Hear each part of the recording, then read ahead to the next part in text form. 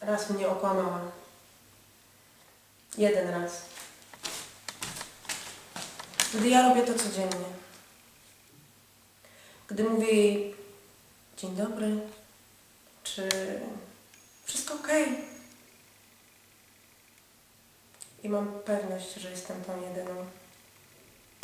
Tą z opisów i zdjęć. Tą, z którą ona pije poranną kawę i wieczorne mleko.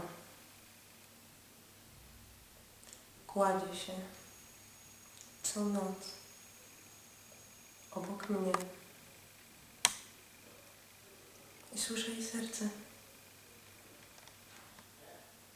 I odliczam oddechy do rana. Jest mi z nią przyjemnie.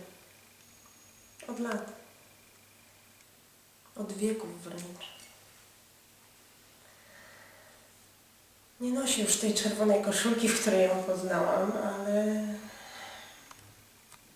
ale nadal przynosi mi kwiaty z ogródka. I chociaż długo musiałam na nią czekać, bo ona próbowała inne, to chociaż ja wypróbowałam inne,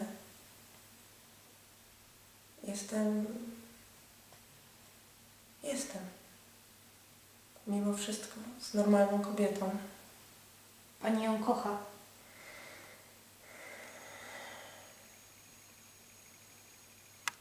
Mam na to czas.